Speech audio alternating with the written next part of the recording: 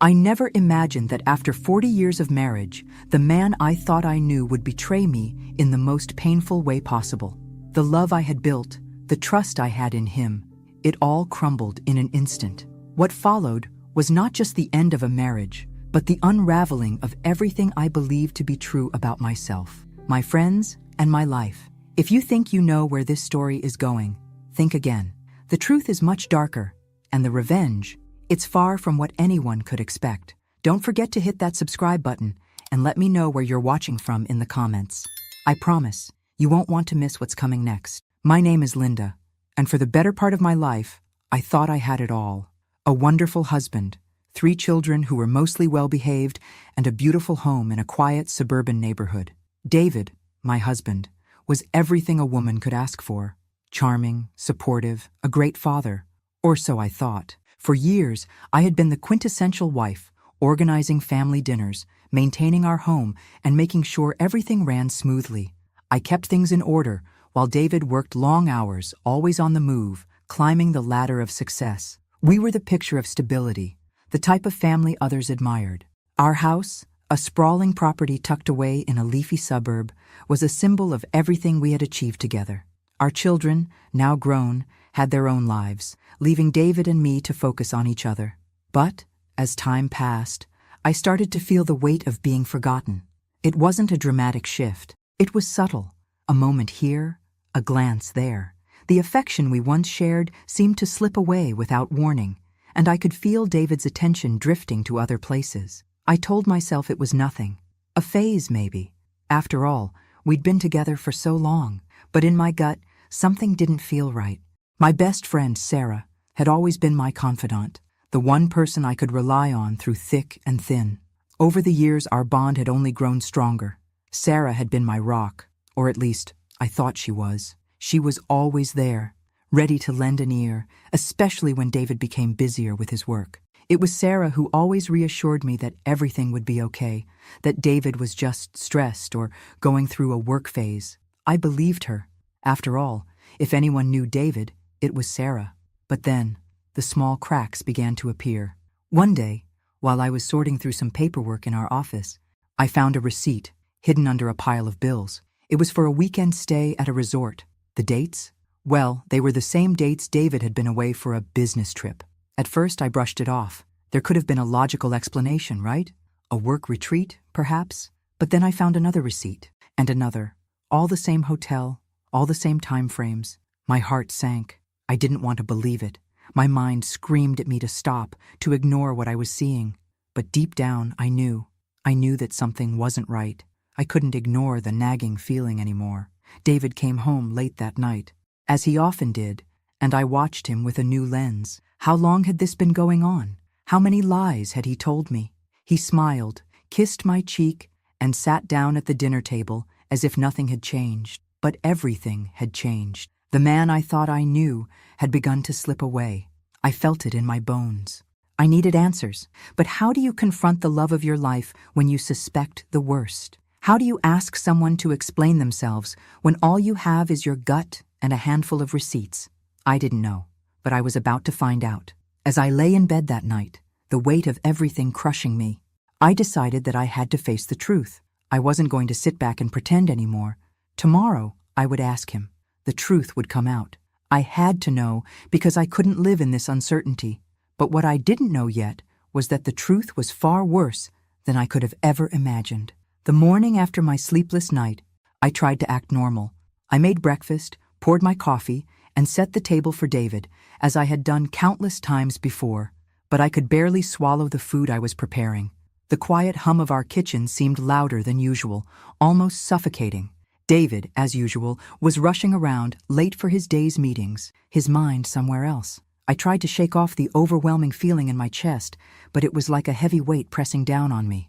We didn't talk much at breakfast. His mind was preoccupied, and I felt like a ghost in the room. As he grabbed his coat to head out the door, I hesitated. My fingers trembled slightly as I set my coffee cup down. "David," I called, trying to sound casual, like this wasn't the moment that could change everything. "I need to ask you something." He turned, his expression neutral, and I saw a flash of impatience in his eyes. "What is it, honey?" "I'm already running late." I swallowed hard, wondering if I had the courage to confront him now. At this moment, I didn't. Instead, I said something trivial. "Have a good day," I murmured, watching him walk out of the door as if nothing were wrong, as if the storm brewing inside me didn't matter. But as soon as the door clicked shut behind him, I felt the suffocating weight of everything that had been left unsaid. The shadows had crept in quietly, and now they were too big to ignore. The day dragged on, every minute heavier than the last. I tried to keep myself busy, organizing, cleaning, answering emails, but my mind kept coming back to the hotel receipts. I couldn't shake the thought that something was happening, something that had been happening for a while, right under my nose. How had I missed it? It wasn't until the evening that the first real crack in my calm facade appeared. Sarah called, as she often did. I had been avoiding her calls all day, not because I didn't want to speak with her, but because I didn't know how to face her. I wasn't sure if I was ready to ask the questions I had been avoiding for so long. When I answered, her voice was light, casual, too casual, as if everything were fine. "Hey, Linda, how's your day been? David told me you guys were going to take that weekend trip soon. You're still doing that, right?" The casual mention of that trip made my heart skip a beat. It was the same weekend David had stayed at that resort. Sarah had no idea I knew about it, and yet she was acting like it was all normal. Something about the way she said it didn't sit right with me. "Yeah," I said, trying to sound calm. "I was thinking about it. Actually, I've been meaning to ask you something." "Sarah." I heard her voice tighten a little, almost imperceptibly. "Of course, anything." I took a deep breath. The words were harder to say than I had imagined. "Sarah, have you and David been spending a lot of time together? Just the two of you?" For a moment, there was silence on the other end. Then she laughed, an awkward, nervous laugh. "What do you mean? Of course we've spent time together. We're old friends, you know that." I could hear the tension in her voice. She was avoiding the question. "Right," I said, my voice dropping. "I just feel like, I don't know, something's different. Something's been off lately. With David, I mean." There was another pause before she responded. "Oh, honey, I'm sure it's nothing. You know how he gets when work piles up. Maybe you're just overthinking it. Everything's fine." "Really?" But I knew better. Sarah was a master at deflecting, and for the first time, I wasn't going to let her manipulate me into believing that everything was fine. I needed more than just reassurances. "I don't think it's nothing," I replied, my voice shaking now. "I think it's something." She hesitated. Then, in a voice barely above a whisper, she said, "Linda, don't go looking for things that aren't there. It's all in your head."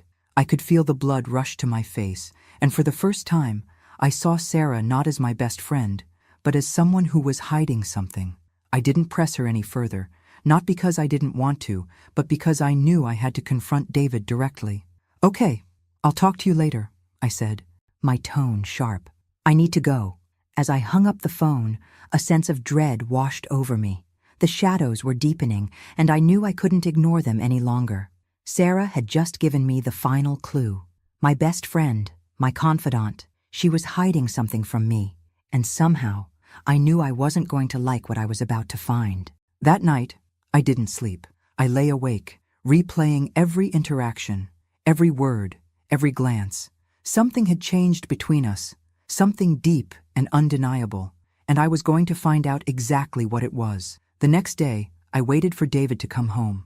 My mind was racing with a million thoughts, each one darker than the last. What would I say? How would I confront him? The questions burned in my chest, but I knew there was only one way to get the truth. As I watched the clock tick closer to evening, I felt a cold certainty settle over me. I was no longer going to wait. The truth would come out, whether David liked it or not. David came home that night, looking as charming as ever. He flashed his usual smile, kissed me on the cheek, and made some casual comment about how his day had gone. But to me, everything had changed. I felt a wave of nausea churn in my stomach as I forced myself to smile back. How could he stand there so unaffected when I was on the verge of unraveling? I waited for him to settle in, pour himself a drink, and kick off his shoes. The house felt too quiet. Even our dog, who usually barked in excitement when David arrived, seemed to sense the tension in the air and stayed curled up on the couch. "David, we need to talk," I said, my voice tight. He turned, his brow furrowing slightly. "What's wrong, honey? You look like you've seen a ghost." I shook my head, trying to collect my thoughts, but the words were spilling out before I could stop them. I found something today. Some receipts. Hotel receipts. From that trip you said you were on for work, but you weren't there for work, were you? He froze, his eyes darting toward the door as if he was trying to come up with an excuse, a way out. His smile faltered, and for a brief moment I saw panic flicker in his eyes, but it disappeared as quickly as it came, replaced by a familiar calm that I now saw for what it was, a lie. "Linda, you're overreacting," he said smoothly, walking toward me. "You know how these things look, but they're nothing. Honestly, you're letting your mind run wild." His words sounded rehearsed, and I couldn't swallow them anymore. The man I had loved, the man I had built a life with, was standing in front of me, lying through his teeth. A coldness washed over me, and the weight of it felt heavier than anything I had ever experienced. "You're not going to tell me the truth?" I asked, my voice trembling. "About Sarah? About the trips? About everything you've been doing behind my back?" David sighed, walking past me as if this conversation wasn't even worth his time. "Linda, please, I don't know what you're thinking, but you're jumping to conclusions. It's not what you think. You're being paranoid." I grabbed his arm, pulling him to face me. I needed to look him in the eyes. "Then tell me the truth. Please, David, I need to hear it from you." He yanked his arm away and took a few steps back. "You don't want the truth, Linda. You just want to fight."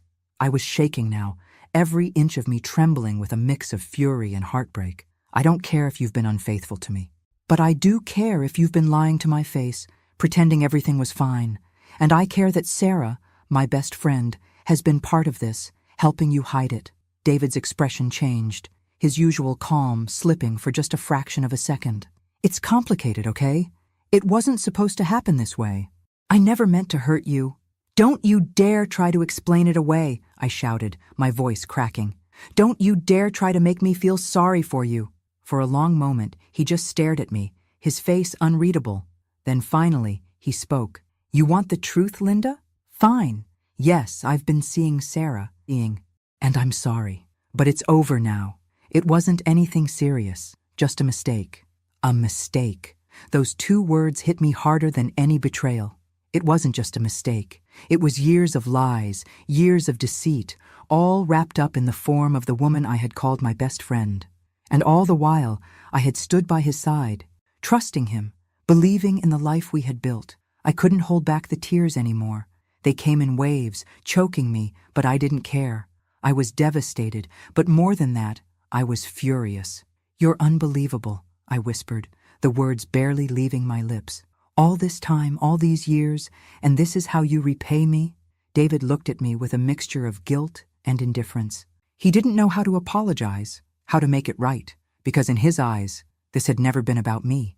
This was about him. He was the victim in his own mind, and everything he had done, every lie, every betrayal, was justified somehow. "You're angry, and I get that," he said, his voice soft now. "But please, Linda, don't make this worse than it is. We can work through this, okay? We've been through worse before, but we hadn't been through this before.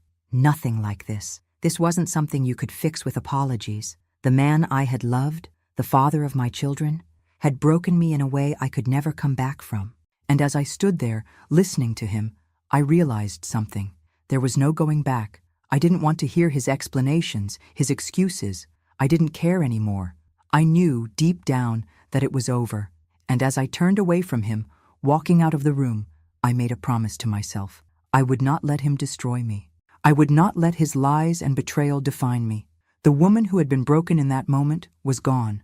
A new woman, one who had learned to survive, would rise from the ashes. But that would come later. For now, I had to process this.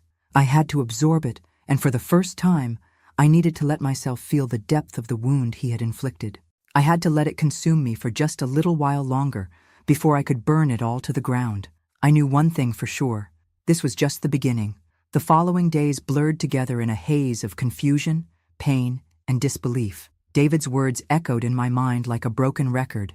"Yes, I've been seeing Sarah, and I'm sorry." I couldn't shake them.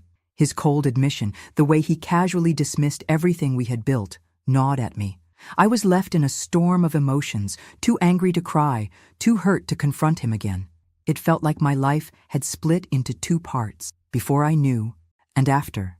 And the after was too painful to even imagine. But I had to know more. I needed to understand how deep the betrayal really went, how far back this had been happening. I wasn't going to live in the dark anymore, pretending everything was fine. If David could be so brazen with his lies, then I would find the truth myself. No more blind trust, no more pretending.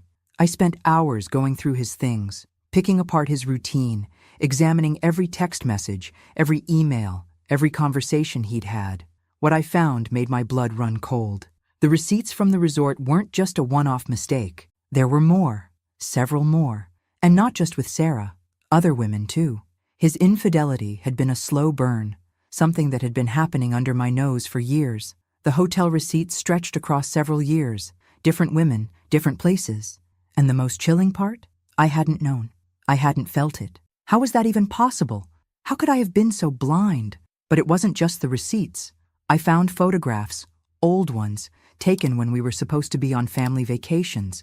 They were taken from the same resort, and in every one David was there with someone else. I couldn't recognize the faces of the women, but the fact that he had been lying to me for years, sneaking around with them while I remained clueless, it crushed me. My hands trembled as I scrolled through the photos, my mind reeling. This wasn't just an affair.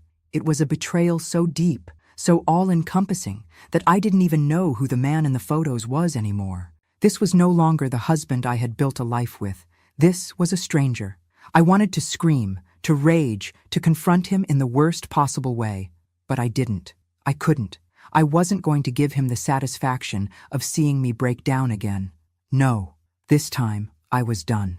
The next evening, as I waited for David to come home from another long day of meetings, I knew it was time. I couldn't hold on to the lies any longer. I couldn't let him continue to manipulate me into thinking that I was overreacting, that this was all just a misunderstanding. When he walked through the door, I was sitting at the kitchen table, the receipts and photos spread out before me like a map of his betrayal. He paused, noticing the change in my demeanor. There was no warmth in his eyes, no familiarity, just a coldness that had settled between us. "Linda?" His voice held a nervous edge. I didn't say anything at first. I just stared at him, letting the silence hang in the air. I wasn't going to beg for answers anymore. I wasn't going to apologize for wanting the truth. Finally, I spoke. "How long, David? How long has this been going on?" His eyes flickered to the papers on the table, and for the first time, I saw real fear in his eyes. He swallowed hard, as if struggling to find the right words. "Linda, I can explain—" "No," I interrupted, my voice steady now. "There's nothing to explain. I already know everything. The hotel stays, the lies, the women. Sarah." His face turned pale, and for a moment, I thought I saw regret, real regret, flash across his features. But it was gone as quickly as it had come, replaced by the same self-preserving demeanor he always wore. "Linda," he began, his voice tight, defensive. "You don't understand. It wasn't supposed to happen like this. I never meant to hurt you. You have to believe me." "Believe you?" I repeated, my voice growing louder, more incredulous. "Do you even hear yourself, David? You're standing here, in my house, lying to me again. Again! How many times do you think I can forgive you? How many times do you think I'll just ignore the truth because you say you're sorry? I'm done with your lies. I'm done with your excuses." He took a step toward me, but I held up my hand, stopping him in his tracks. "No, you don't get to fix this. Not this time. You've broken something inside me that can't be repaired." I stood up, walking to the door. My hands were shaking, but my voice remained steady. "We're done, David. I can't be with someone who has lied to me this much, who has used me, humiliated me, and done everything behind my back while I believed in our marriage." He tried again to apologize, but I couldn't hear it anymore. The words were meaningless. They had been for a long time. With one last look at him, I walked out of the room, my heart pounding in my chest. I knew this was it, the end of everything, the end of a life I had spent decades building. But somehow, it didn't feel like the end. It felt like a beginning. That night, I couldn't sleep. The finality of it all hadn't fully hit me yet. David was still in the house, but I felt like a stranger in my own life. It was a quiet, suffocating kind of loneliness. But I knew, deep down, that it was a loneliness I had to go through to finally break free from him. There was no going back. There was no saving this marriage. All that was left now was what I was going to do next. And that, I realized, was entirely up to me. I wasn't going to let him get away with this. I had a plan. I would rebuild. I would rise from the ashes. But first, I had to let myself feel the weight of it all. Even if it was the hardest thing I had ever done. David might have thought this was over for me, but I knew better. This was just the beginning.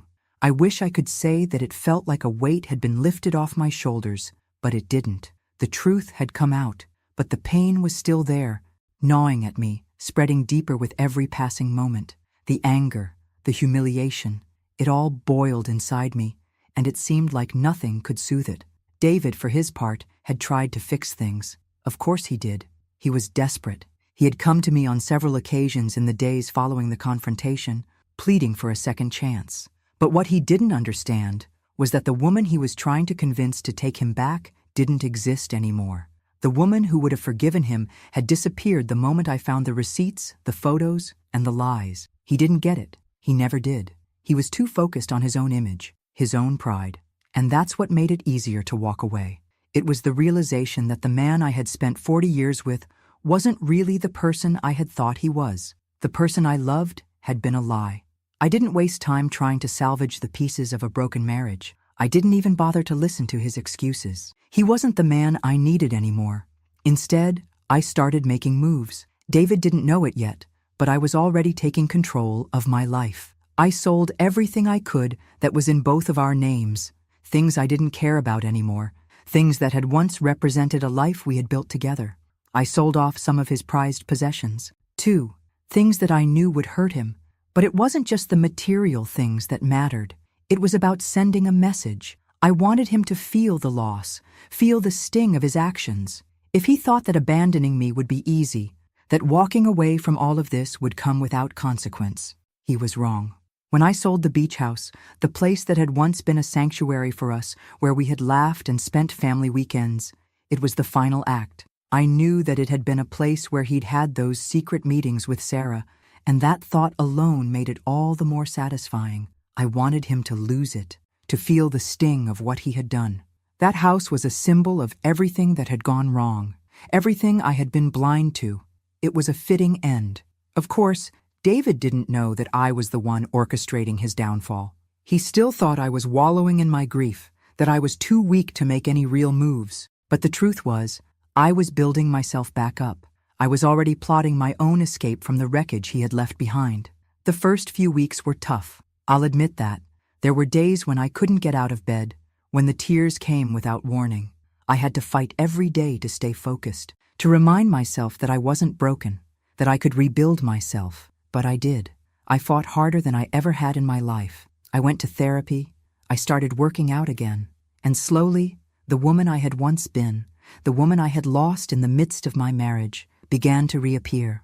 I started to feel stronger, more like myself. But that wasn't the most satisfying part. No, the real satisfaction came from seeing David's life begin to unravel. He had been so sure of himself, so confident that everything would fall into place once he left me. But it didn't. Sarah, his new love interest, wasn't the safe, stable option he had thought she would be. She wasn't satisfied with being the other woman, and when she saw the opportunity to take more for herself, she took it. She had always been ambitious, but now she was pushing David aside for someone else. And just like that, David was left with nothing. Sarah, who he thought would give him a fresh start, dumped him for another man, the very same man who had been part of their betrayal all along. The irony of it was almost poetic. He had lost everything, his marriage, his home, his pride, and now the woman he had risked it all for was gone too. I wasn't there to witness it, but I could feel the weight of it all the same. I knew that David, the man who had once held so much power over me, was now struggling in the mess he had created. He was powerless, and for once, I was the one who held the cards. Meanwhile, my life was beginning to take shape. I started a new career, something I had always wanted to do, but never had the courage to pursue. I wasn't just surviving, I was thriving. And every day, I felt more and more like the woman I had forgotten I could be. I didn't need David's approval. I didn't need anyone's approval. I was doing it on my own, without his shadow hanging over me. As the weeks passed, David's situation grew more dire. He had lost his job, his wealth, and now even his health was beginning to decline. The stress of it all was clearly taking its toll on him. Meanwhile, I was enjoying a new sense of freedom. I was making money, meeting new people, and feeling stronger than I had in years. I couldn't help but feel a sense of satisfaction as I watched him spiral. The woman who had been so weak, so desperate for validation and love, was no longer there. She was gone, and in her place was a woman who had reclaimed her power, her confidence, and her sense of self-worth. David had lost everything, but I had found everything I needed within myself. One evening, as I was out with friends celebrating my latest achievements, I received a call from an unknown number. It was David. His voice was strained, his words slurred. "Linda," he said, his voice barely audible. "I need you. I need help." For a split second, I felt a pang of something, empathy maybe, but it didn't last. I knew what he wanted. He wanted me to rescue him, to fix the mess he had created. But I wasn't that woman anymore. I wasn't his savior. "I can't help you, David," I said firmly, the words feeling like a weight lifted off my chest. "You're on your own now." And just like that, I hung up the phone. I had no regrets. This was the life I had chosen, the life I was now building for myself, and it was mine to keep. David was no longer my problem. I thought I had hit the bottom when I found out about David's betrayal. But the truth was, I hadn't even scratched the surface. The pain didn't come from the discovery of his affair. It came from the reality of losing everything I thought I knew about myself, about him, and about the life we had shared. What I had been holding in my chest for so long was now rushing to the surface, threatening to drown me in its weight. I had always prided myself on being the strong one, the rock, the constant presence in David's life and in the lives of my children. I was the one who held everything together, the one who made sure the house ran smoothly and everyone was cared for. I thought that by doing all the right things, by being the perfect wife and mother, I would be rewarded with loyalty, love, and respect. But as it turned out, all my effort, all my devotion, had been nothing more than a disguise for David's lies and betrayal. And as for Sarah, she had been a part of that lie, wearing the mask of my best friend while stabbing me in the back. I spent the first few days after the confrontation numb. I didn't know what to feel. Anger? Yes, I was angry. But it wasn't just anger. It was the sense of having been robbed of my dignity, my time, and my belief in people. How could I have been so blind? How had I spent years of my life trusting a man who was deceiving me? How had I been so easily manipulated by someone who never even cared? Every little detail of our life together became a lie, a carefully constructed facade that hid the truth beneath it. The vacations, the anniversaries, the quiet evenings at home, none of it had been real. The love I thought we shared, a lie. The family we had built, a lie. Even Sarah, the one person who had always been by my side, was just another player in the game of deceit that had been unfolding right in front of my eyes. The realization hit me harder than anything else. It wasn't just about David and Sarah. It was about me, about how I had let myself be consumed by the roles I played, wife, mother, friend, at the expense of who I was. I had become so wrapped up in the image of the perfect life that I had forgotten to look beyond it, to see the truth of what was happening around me. I thought I was the person who had it all together, the woman who had everything, love, family, a home. But I wasn't that woman anymore. The real woman, the one I had lost along the way, was buried beneath years of expectations and self-sacrifice. I had given everything for others, and in return, I had been left with nothing. I wasn't just heartbroken, I was shattered. The first night after David left, I stayed up late, staring at the ceiling, trying to piece together the fragments of my life. I cried until there were no tears left, until I was exhausted and numb. But sleep never came. The house that had once been filled with laughter and warmth now felt empty. The silence was deafening. Every corner of the house reminded me of the life we had built together, the life I thought was solid, secure, unshakable. But it had been nothing more than an illusion. When I woke up the next morning, the weight of the night before was still heavy on my chest. I didn't want to get up, didn't want to face the reality of what had just happened. But I had to. I had children to think about, a life to rebuild, and for the first time in years, I had to focus on myself. That was when the anger really began to set in. I had spent too long pretending to be the perfect wife, the perfect mother, the perfect friend. I had sacrificed pieces of myself along the way, and in return, I had received nothing but betrayal. I wasn't going to let that be my legacy. I wasn't going to stay broken, wasn't going to let David's lies define me. I had to find a way to take back my power, and I would start by doing what I should have done years ago, taking care of myself. The anger, as overwhelming as it was, became my fuel. I didn't want to be the victim anymore. I wasn't going to wallow in pain or regret. I was going to use this anger to rebuild my life, to reclaim my independence. I was going to take back the pieces of myself that I had given away for so long. And that meant not just focusing on my own healing. It also meant making David feel the consequences of his actions. I wasn't going to sit idly by and watch him move on with Sarah, while I was left to pick up the pieces of our broken life. He had hurt me, humiliated me, and I wasn't going to let him get away with it. That week, I made a decision. I started planning. David had always been the one in control, the one who made the decisions, the one who held the power in our relationship. But that was about to change. I was going to take back control. I wasn't going to let him or Sarah have the satisfaction of seeing me broken. I started by contacting a lawyer, getting everything in place for the divorce. I didn't need to consult David on the decision. I knew it was time to let go of him. But more than that, I knew it was time to let go of everything that had tied me to him, everything that had made me feel small, invisible, and worthless. The house, the beach house, the money, it was all going. I didn't care. I was reclaiming what was mine. And as I made the calls, sold the possessions that had been tied to him, and began to make a life for myself, something inside me started to shift. The pain didn't go away, but the numbness started to fade.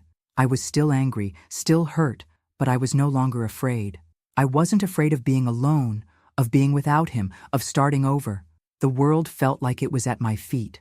I couldn't stop the tears, not yet, but I didn't need to. I wasn't just healing, I was evolving. Every decision I made, every move I took, felt like a step toward my true self. I wasn't going to be a victim. I wasn't going to be the broken woman who had been left behind. I was going to be the woman who walked away from the wreckage, stronger and more determined than ever. And I was going to make sure David and Sarah would never forget the price of their betrayal. As the days turned into weeks, I began to understand something that had been hard for me to admit. David's betrayal wasn't just about him sleeping with Sarah. It wasn't just about the house, or the lies, or the humiliation. What hurt the most, what felt like the deepest wound, was the realization that I had been living in a lie for years. It wasn't just one affair. It wasn't just Sarah. David had been unfaithful to me for much longer than I had ever imagined. And when I began digging, when I started asking the right questions, I uncovered a truth I had never seen coming. David had been cheating on me for years, with multiple women, and Sarah wasn't the first. The gut-wrenching discovery came slowly. First, I found another set of receipts: hotel bills, plane tickets, gifts. They were all from places I hadn't been, places I had never even known about. And they were from years ago, long before Sarah had entered the picture. That's when the nausea hit me. The life I had been so sure of, so certain of, was built on nothing but a string of lies. I wasn't just betrayed by one woman, I was betrayed by him, over and over again. The more I searched, the more I found. A few late-night phone calls that I thought were business calls were actually from lovers. Emails that I had never seen, messages buried in his inbox. Each one confirmed what I had been unwilling to see. I could barely breathe as I looked at the messages, each one more intimate, more secret than the last. David, the man who had once been my everything, had spent years lying, deceiving, and betraying me in ways I couldn't have imagined. My heart broke all over again. The shock of it was almost unbearable. How could I have been so blind? How could I have missed it all? And the worst part was, I had believed in him, believed in our marriage, in us. For all those years, I had stood by him, supported him, believed his lies. I had given him everything, and he had given me nothing but deceit. But as the truth began to settle in, something shifted inside me. The anger I had been holding on to, the overwhelming sense of betrayal, began to fade into something more powerful. This wasn't just about revenge anymore. It wasn't just about making him suffer. It was about my own redemption. It was about reclaiming my life, my identity, my sense of self. I had spent too long being the woman everyone else wanted me to be. The perfect wife, the perfect mother, the perfect friend. I had given everything to others, and I had lost myself in the process. But now, I was reclaiming the pieces of myself that I had sacrificed. I wasn't going to let David's lies define me any longer. I was done with being the victim. I wasn't going to cry myself to sleep over a man who didn't deserve me. I didn't want revenge in the traditional sense. What I wanted was freedom. I wanted to stand tall again, to feel strong, to take back everything that was mine. And in order to do that, I needed to face this truth head on. The next morning, I gathered the strength to sit down and really think about what I wanted to do. I made a list of everything I had to let go of, everything I had to rebuild. But most importantly, I wrote down what I wanted for myself, what I deserved. And for the first time in a long time, I allowed myself to dream about a future where I wasn't defined by David's betrayal. As I sat in the quiet of the house, looking at the papers spread before me, I realized that this wasn't just the end of my marriage. It was the end of a life I had outgrown. This was my chance to start over, to finally live the life I had been too afraid to pursue. It wouldn't be easy, but it would be mine. And that was the most liberating feeling I had ever had. David, for his part, was still trying to make sense of everything. He didn't understand how I could just let go so easily. He kept coming around, trying to fix things, to convince me that he was sorry, that he would do anything to make it right. But I wasn't interested in his apologies anymore. I didn't want his pity. I didn't want his remorse. I wanted him to understand one thing. I had already made my peace with everything, and that peace didn't include him. One afternoon, I ran into him while I was out for a walk. It had been weeks since we last spoke, and seeing him again made my stomach twist in an odd mix of anger and relief. He looked lost. His face was haggard, his clothes more disheveled than I had ever seen. He had clearly been struggling, clearly suffering from the aftermath of everything he had done. "Linda," he said softly when he saw me, his voice strained. "Can we talk?" I didn't want to talk. I didn't want to hear his excuses or listen to his pleas for forgiveness. But I stopped, just for a moment, because I needed to hear him. I needed to hear him admit, one last time, what he had done.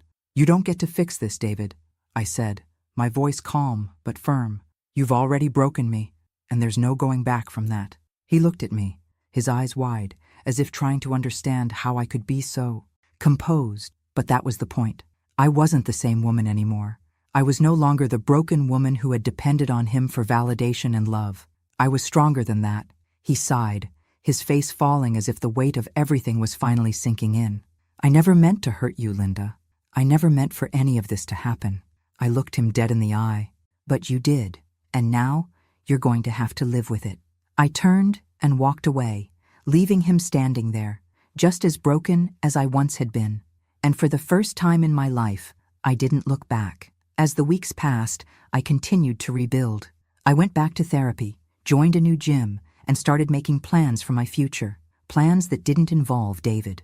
And with every step forward, I felt stronger, more confident, more like the woman I had once been before all of this. David was still in the wreckage of his own making. His life was crumbling around him. And Sarah, the woman who had betrayed me with him, had moved on to someone else. I couldn't help but feel a strange satisfaction in knowing that they both got what they deserved. But the real victory wasn't in watching them fail. It was in watching myself rise again. I was no longer defined by their lies. I was defined by my own strength, my own ability to survive, to thrive, and to rebuild. I wasn't going to be a victim anymore. And no matter what, I was going to make sure David knew that. It had been months since David and I last exchanged words. The divorce was moving forward, but I knew deep down that I wasn't doing it just for legal closure. I was doing it because I needed to strip him of everything he thought he could walk away with: his pride, his comfort, and especially his sense of control. What he had taken from me over the years, I would now take back, piece by piece. As much as I had begun to heal emotionally, I couldn't shake the feeling that David hadn't truly suffered. Sure, his life was falling apart. He had lost his career, his home, and Sarah, who was now nowhere to be found. But he still carried the arrogance, the sense of entitlement that had always surrounded him. It was time for him to feel the full extent of his actions, and I was going to be the one to make sure of it. The first step was simple. I started by selling everything that was in both our names, the joint bank accounts, the expensive cars, and even some of the properties we had invested in.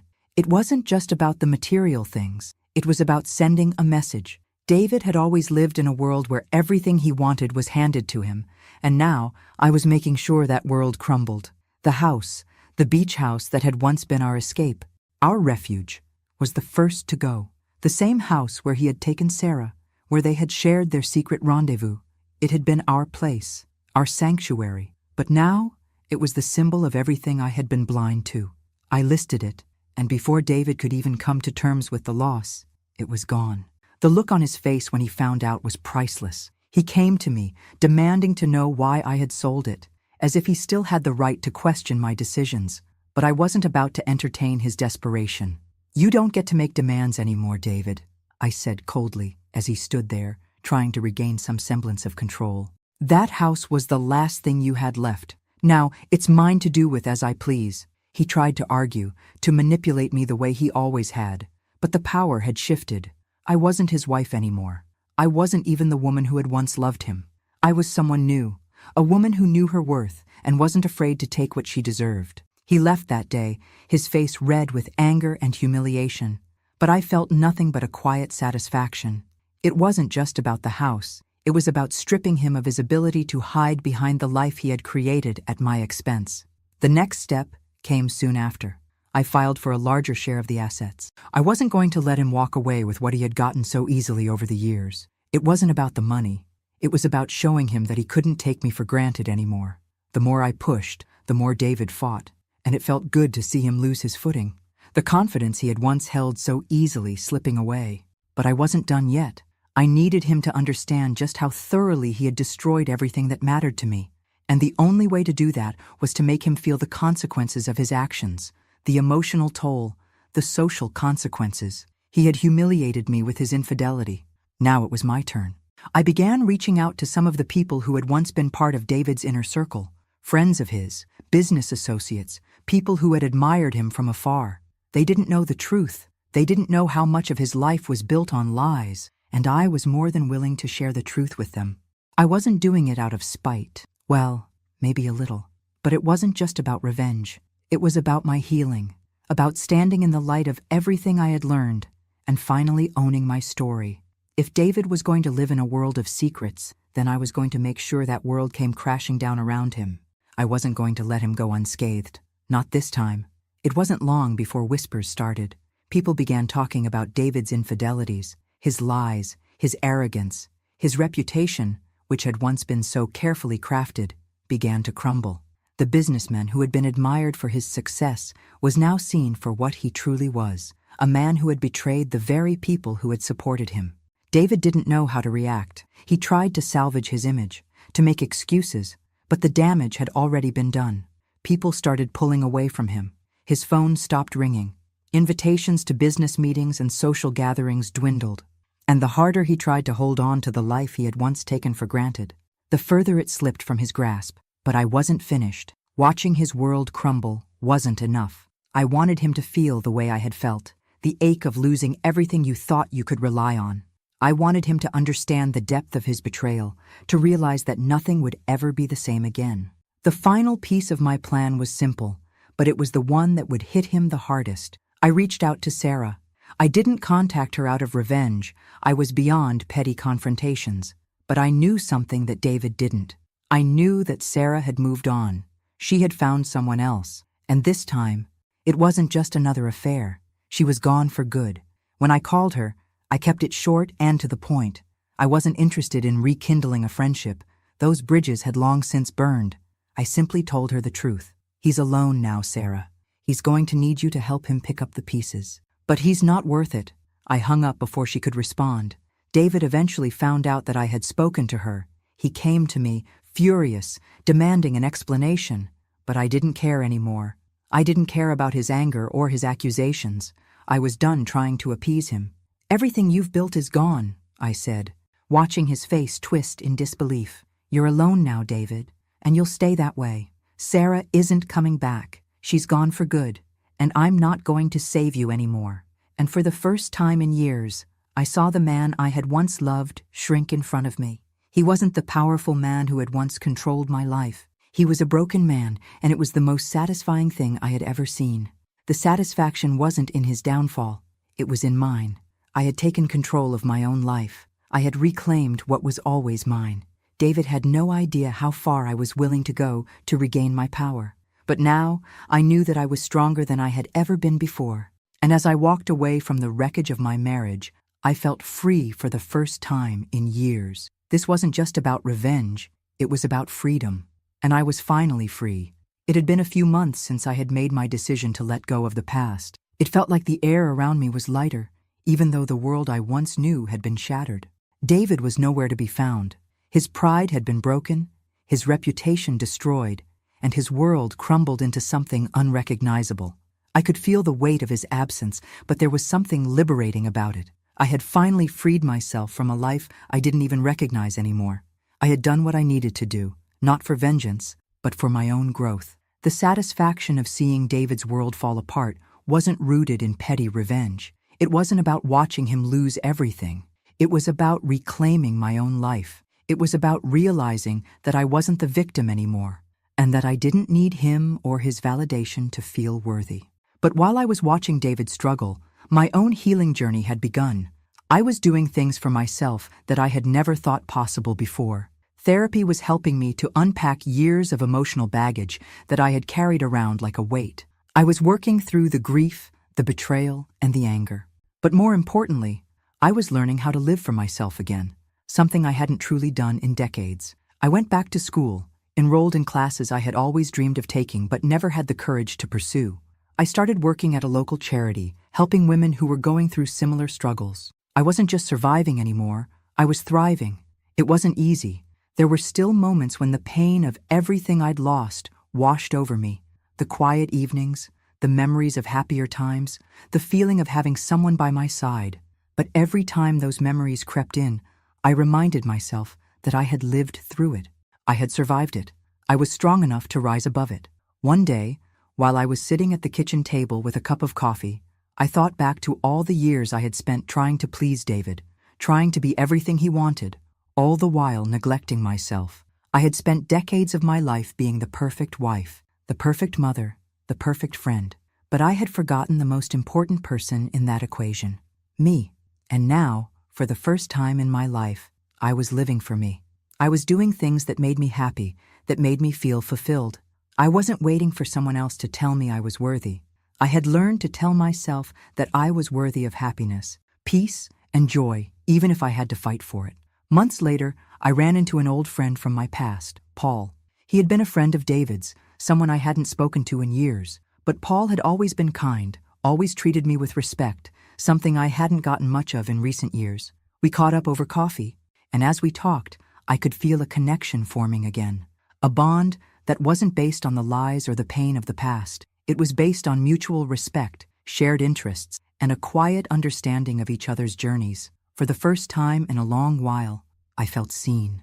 I felt heard. Paul had always been there, in the background, supporting me from a distance, but never pushing. He admired my strength, my resilience, and the way I had handled everything that had come my way. It felt good to hear someone recognize the strength in me that I had worked so hard to rediscover. He wasn't here to save me or fix me. He simply saw me for who I was, someone worthy of love, respect, and companionship. Over the following months, Paul and I grew closer. We started spending more time together, doing things that brought us both joy. Hiking, attending art exhibits, trying out new restaurants. There was no rush, no pressure. We were simply two people who understood each other's pain and were learning how to heal together. It wasn't love at first sight. It wasn't the passionate whirlwind romance I had dreamed of in my youth, but it was something deeper. It was quiet, steady, and real. It was a friendship that was blossoming into something more, but at a pace that felt natural, that felt right. I continued my journey of rebuilding, piece by piece. I focused on my work, my passions, and my health. I was no longer afraid of the future. I had been broken, but now I was stronger than I had ever been. Every day was an opportunity to grow, to learn, to become the woman I had always been meant to be. And then, one day, as I was walking down the street with Paul, laughing about something silly, I realized something profound. I had finally forgiven myself. I had spent so long blaming myself for everything that went wrong in my marriage. I had carried the weight of David's actions as though I were responsible for them. But I wasn't. I wasn't responsible for his betrayals, his lies, or his choices. I had done the best I could. I had given him my heart, my trust, and my loyalty. And for that, I deserved respect, not betrayal. Once I forgave myself, I could finally let go of the last remnants of pain that still lingered in my heart. I was free, not just from David, but from the chains I had placed on myself. I was no longer defined by my past or my mistakes. I was defined by who I was now, strong, independent, and unbreakable. I ran into David one last time. It was a chance meeting, completely by accident. He looked different. He had aged, the stress of his failed marriage and business ventures taking their toll. He didn't seem like the same man who had once been my everything. The arrogance was gone, replaced by a quiet sadness. When he saw me, he hesitated, unsure of how to react. But I didn't feel anger. I didn't feel pity. I just felt nothing. The man who had once broken me no longer had the power to hurt me. We exchanged a few words, nothing meaningful, just the awkward pleasantries of two people who used to share everything, but now shared nothing. As I walked away, I realized that the final chapter of our story had already been written. It was over. I had closed the book, and the weight of it no longer carried me. I was free. The life I had now wasn't perfect. It wasn't the life I had envisioned when I was younger, full of dreams of love and happiness. But it was mine. It was real, and it was finally enough. And as I looked ahead, I saw a future filled with possibilities, possibilities that were all mine to claim. No more living in the shadows of the past, no more playing the role of the broken wife or the betrayed woman. I was Linda, just Linda, and for the first time in my life, that was more than enough. The sun was just starting to set when I sat on the balcony of my new apartment, overlooking the city that had become my sanctuary. It wasn't anything extravagant, just a modest space, but it was mine. It was a place I had chosen for myself, where I could begin again, free from the past that had once felt like a heavy weight around my neck. The quiet hum of the city felt comforting, a backdrop to the life I was now building.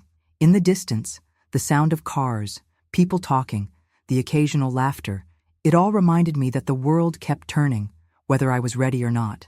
But the difference now was that I was no longer waiting for something to change. I had already changed. I hadn't realized how far I had come until that moment. The pain of my marriage, the betrayal, the endless nights of crying and questioning my worth, it all felt so distant now. It wasn't that I had forgotten or erased those memories, but they no longer defined me. The woman who had once been crushed by David's lies, who had spent years thinking that her value was tied to being a perfect wife and mother, had been reborn. And in her place was a woman who finally understood her own worth, a woman who didn't need to rely on anyone to feel complete. I thought about all the things I had done since David's betrayal, the trips I had taken on my own, the friendships I had rekindled, the career I had built from the ground up. The last few months had been a whirlwind of self-discovery. I had finally begun to do the things that made me happy, and I had found a strength within myself I never knew existed. I had stopped apologizing for my happiness, for my needs, and for my desires. And then there was Paul. I had always liked him, even when he was just a shadow in the background of my life. He had been David's friend, but he had never treated me as an accessory to my husband. He had always been kind, thoughtful, someone I could count on during the darker days of my marriage. But it wasn't until recently that I saw him for who he truly was, a man who respected me for who I was, not for who I was married to.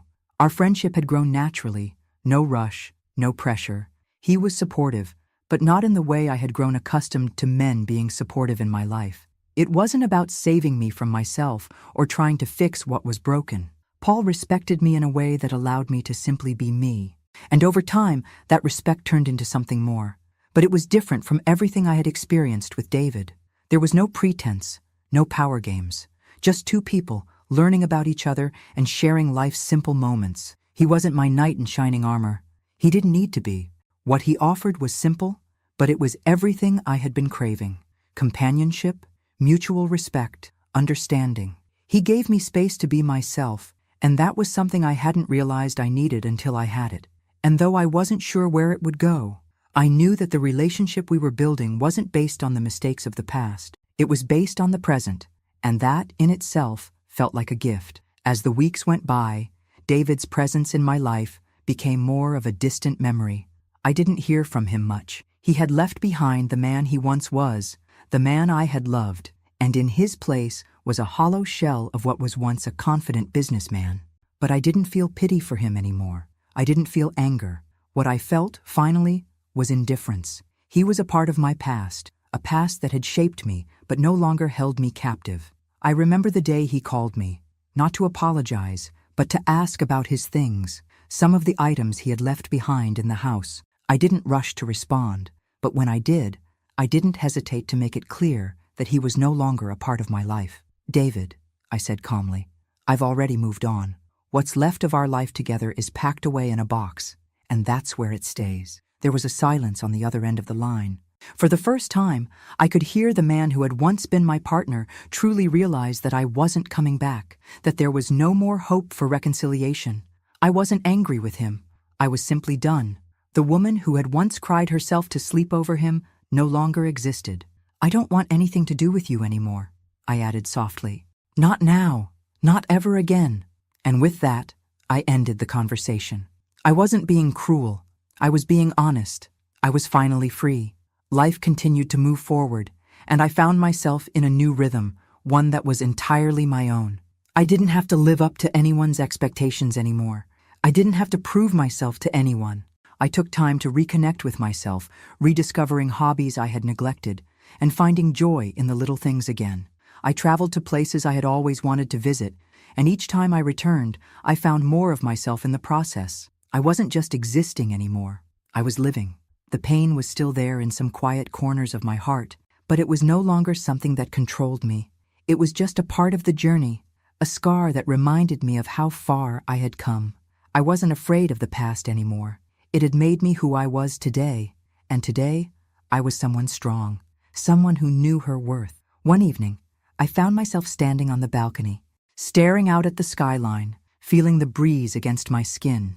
I didn't have to look back. The past was behind me, and what I had ahead of me was all that mattered. I was finally free to write my own story, without the shadows of betrayal clouding my path. I had faced the storm. I had walked through the fire. And now, here I was, stronger, more resilient, and ready to embrace whatever came next. It was my time, and I was finally ready to live it. The future was wide open, and for the first time, I didn't need anyone else to show me the way. I had found it myself, and that was enough. The months had passed, and as much as I had moved forward, there were still days when the weight of everything I had been through seemed to hit all at once. It wasn't that I hadn't found peace. It was that I had found something far more meaningful, the strength to live a life I controlled, the pain, the betrayal. It all felt like part of the old me now, like a chapter in a book I had finished reading.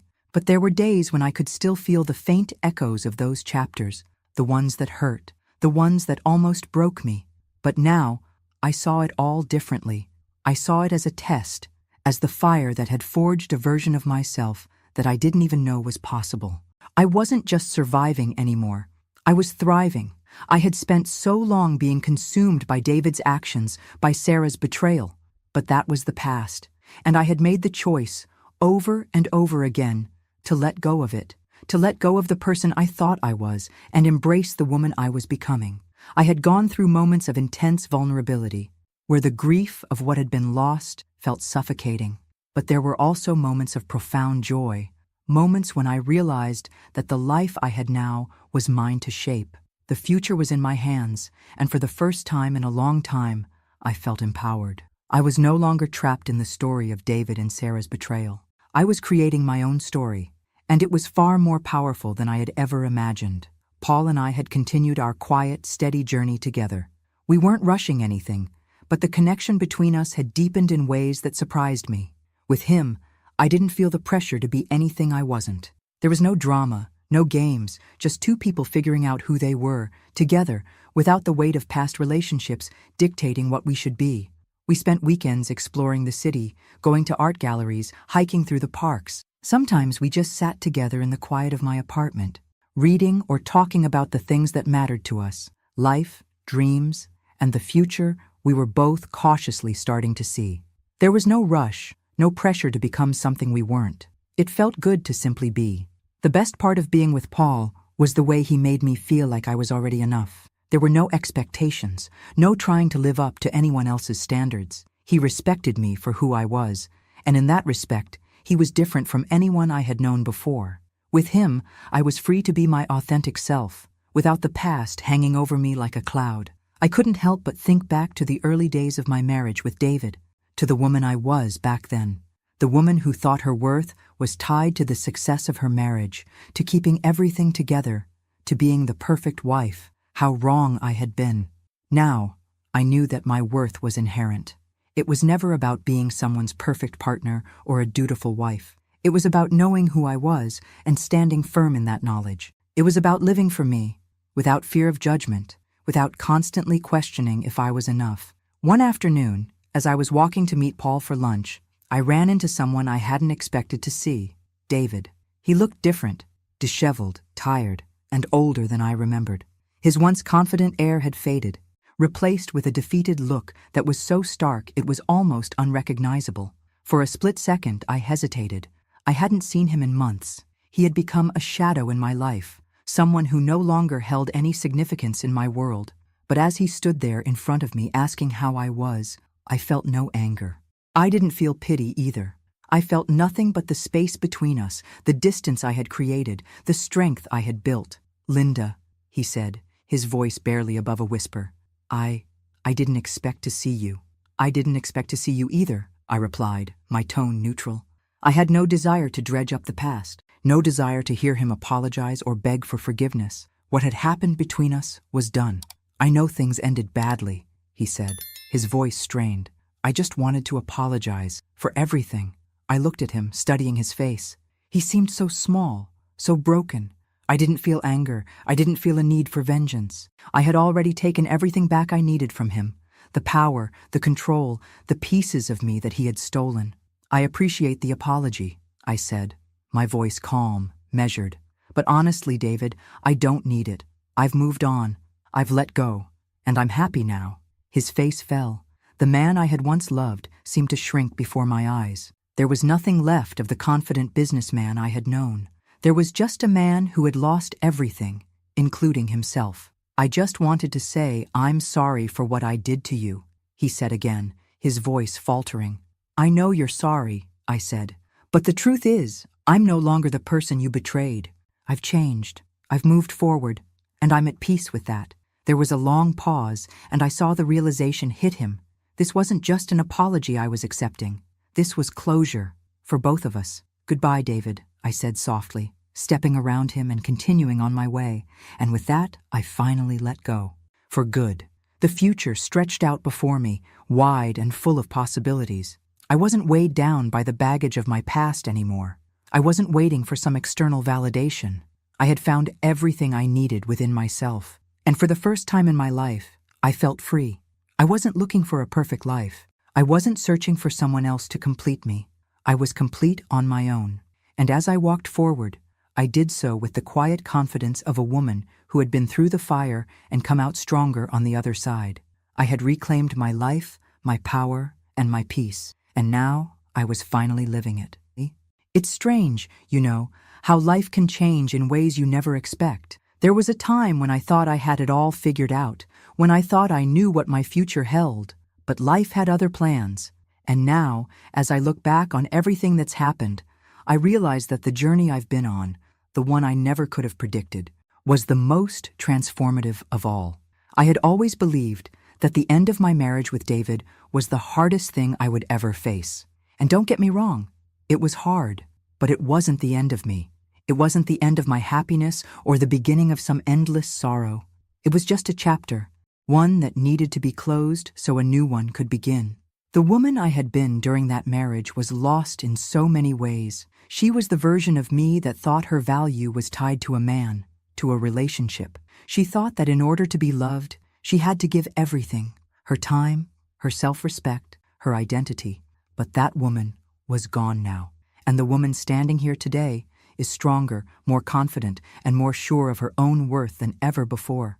I still remember the first few months after the divorce, the emptiness that filled the house. There were times when I felt completely lost, like I had nothing left. But then there were moments of clarity. I realized that in those quiet moments, I was finding myself again. I was discovering who I was without the labels of wife or mother. I had spent so many years defining myself by others' expectations, but now I was finally able to ask myself the question I had never truly asked before. What do I want? And the answer, at first, was simple. I wanted peace. I wanted to heal. I wanted to be okay.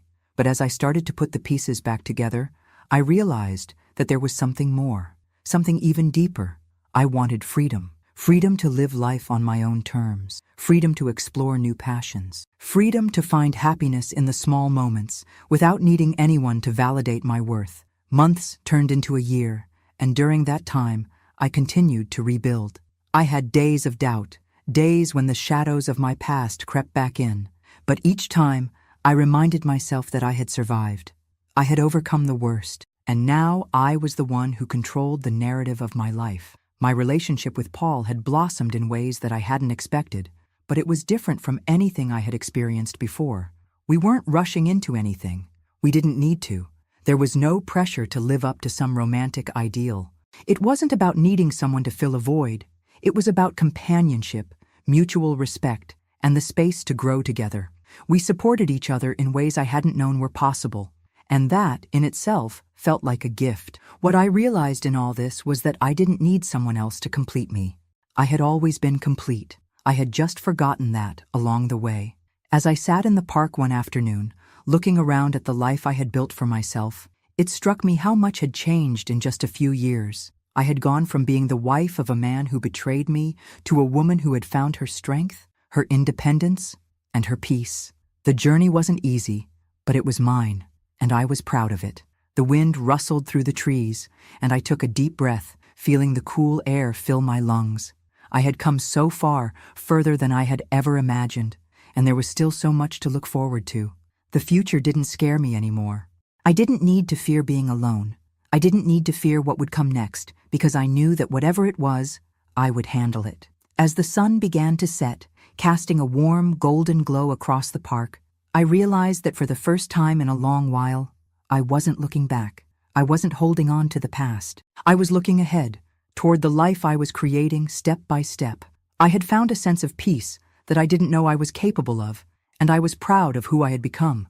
I stood up, feeling the cool grass beneath my feet, and began to walk slowly back home. I was no longer defined by the mistakes of others, or by the years I had spent trying to please someone who could never truly see me. I was free.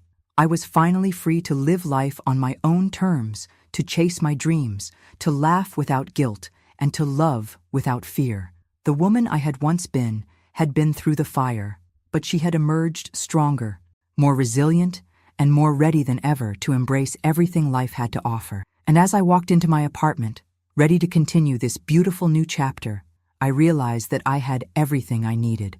I was enough. I had always been enough. And for the first time, I felt truly, deeply free.